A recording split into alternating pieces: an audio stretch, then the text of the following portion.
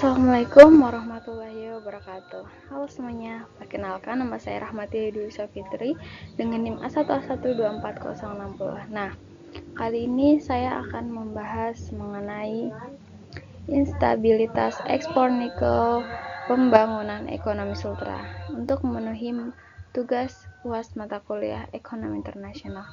Nah, di sini yaitu menganalisis pengaruh volatilitas ekspor komoditas pertambangan terhadap kondisi makroekonomi, penyerapan tenaga kerja, dan kesejahteraan masyarakat Sulawesi Tenggara. Baik, selanjutnya bagian latar belakang potensi strategis. Nah, yang pertama itu ada cadangan terbesar di dunia. Nah, Indonesia memegang peranan krusial dalam rantai pasok energi global sebagai pemilik cadangan nikel terbesar di dunia. Provinsi Sulawesi Tenggara, Sultra, berdiri sebagai salah satu pusat utama penyedia komoditas strategis ini guna mendukung strategi energi hijau. Nah, yaitu kerentanan pasar global.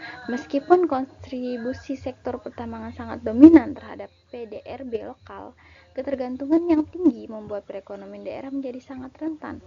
Fluktuasi harga dunia secara instan mendikte ketidakstabilan neraca keuangan dan kesejahteraan publik. Nah, seperti yang kita ketahui bersama, Indonesia memegang kendali rantai pasok energi dunia sebagai pemicu cadangan nikel terbesar di bumi. Di dalam peta strategis ini, Provinsi Sulawesi Tenggara berdiri sebagai epicentrum utama pertumbuhan nikel nasional guna mendukung transisi energi hijau global. Namun, posisi istimewa ini membuat tantangan besar. Ketergantungan ekonomi yang sangat tinggi pada nikel membuat Sultra rentan terhadap ketidakstabilan harga internasional. Saat harga nikel dunia jatuh, goncangan tersebut langsung dirasakan oleh kas hingga daerah, sehingga ekonomi rumah tangga masyarakat sekitar tambang ini akan merasakannya.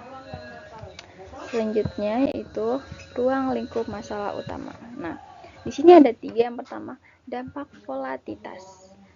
Pertama itu menganalisis pengaruh nyata fluktuasi harga global terhadap arus penerimaan daerah dan aktivitas finansial korporat. Nah, yang kedua itu hilirisasi industri. Mengkaji efektivitas larangan ekspor mineral mentah dan akselerasi pembangunan smelter pengelolaan nikel. Nah, terus yang ketiga, kesejahteraan sosial, yaitu dinamika rekrutmen pekerjaan lokal, risiko pemutusan hubungan kerja PHK, serta dampak ekonomi lingkungan. Nah, berdasarkan fenomena tersebut ada 3 rumusan masalahnya, itu yang ini. Pertama, bagaimana fluktuasi harga nikel mempengaruhi operasional korporasi pertambangan dan pendapatan asli daerah Sultra. Kedua, sejauh mana implementasi kebijakan hilirisasi smelter lokal mampu memberikan efek pengganda. Dan yang ketiga, bagaimana dampak real ketidakstabilan ini terhadap serapan tenaga kerja lokal serta kesejahteraan sosial masyarakat lingkar tambang. Selanjutnya yaitu landasan teori keunggulan komparatif. Nah, di sini yaitu spesialisasi vs risiko kerentanan. Nah, yang pertama itu merujuk pada teori keunggulan komparatif David Ricardo. Suatu negara atau daerah sebaiknya berfokus pada spesialisasi komoditas yang paling efisien diproduksi berdasarkan ketersediaan faktor produksi lokal, yaitu sumber daya nikel. Namun, jika spesialisasi ini mengarah pada monokomoditas tanpa adanya diversifikasi, wilayah tersebut akan sangat rentan terhadap ancaman kutukan sumber daya alam sewaktu hingga internasional jatuh.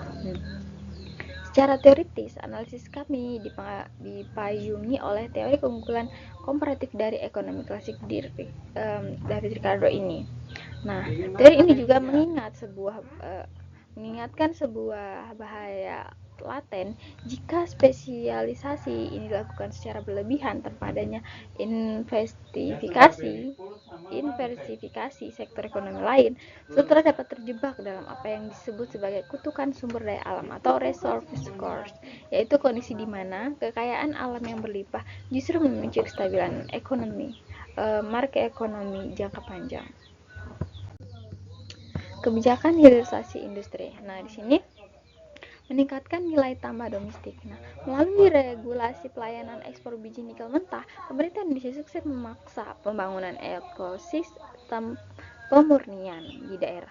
Pembangunan kawasan industri pengolahan nikel di Sultra mendorong ledakan arus modal asing, peningkatan nilai jual produk, serta pembukaan ribuan lowongan kerja baru bagi angkatan kerja produktif. Nah, selanjutnya ada daratan ketergantungan sektoral.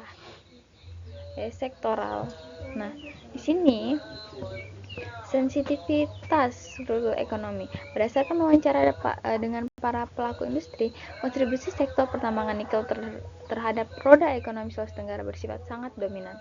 Ketergantungan ekstrim ini bertindak bagi pisau bermata dua, mendorong akselerasi tinggi saat pasar global mengalami bullish, namun memicu kepanikan ekonomi lokal saat pasar memasuki fase bearish.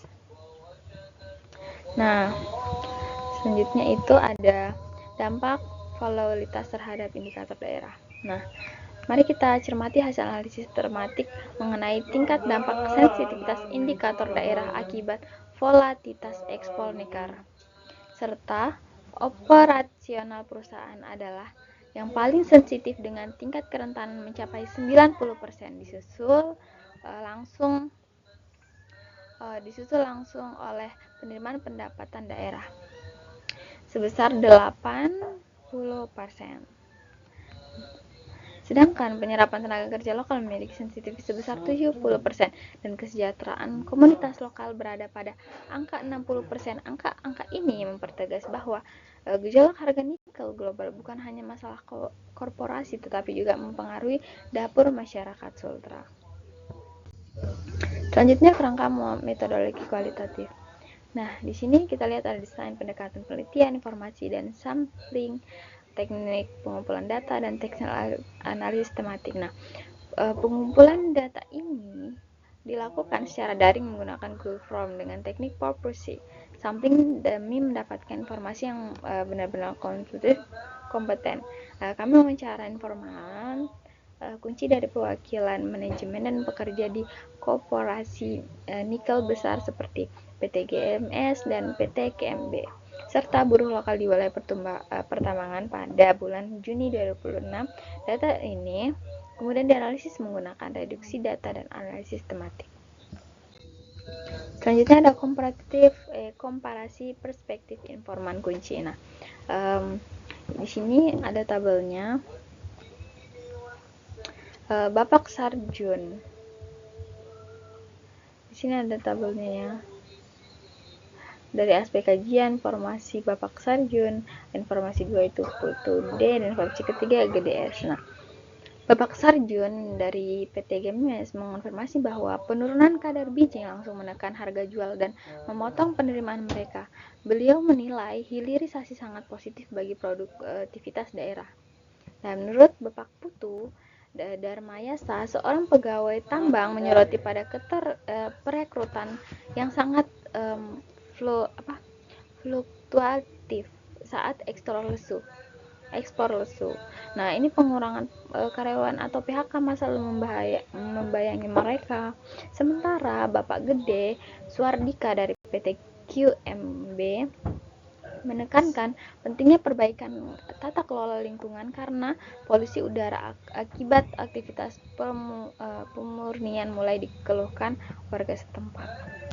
Nah, selanjutnya itu ada peta jalan pembangunan berkelanjutan. Nah, di sini tuh memiliki 4 fase. Nah, untuk pembebasan Sultra dari jerat instabilitas ini, kami merumuskan 4 fase peta jalan pembangunan berkelanjutan. Fase pertama adalah penguatan tata kelola hilirisasi yang patuh, andal dan efisien secara teknologi. Nah, fase kedua ini diversifikasi sektorat. sektoral secara masih dengan menghidupkan sektor kelautan, pertanian, spesifik dan kewirausahaan pariwisata bahari. Nah, yang ketiga itu ada peningkatan SDM. Nah, di sini tuh sertifikasi lokasi tenaga kerjaan lokal agar mampu menduduk posisi strategis industri. Nah, yang keempat itu ada green economy. Nah, di sini tuh seperti industri baterai sikurak bebas populasi gitu. Oke, selanjutnya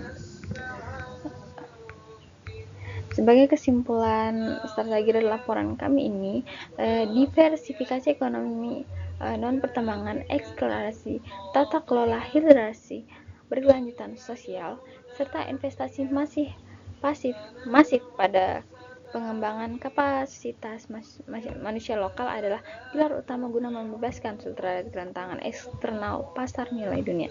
Hanya dengan cara inilah kemakmuran nikel dapat benar-benar dinikmati secara adil, aman, dan berkelanjutan oleh seluruh rakyat Sulawesi Tenggara. Nah, mungkin itu saja yang dapat saya jelaskan dari materi kali ini. Lebih kurangnya mohon dimaafkan. Wassalamualaikum warahmatullahi wabarakatuh.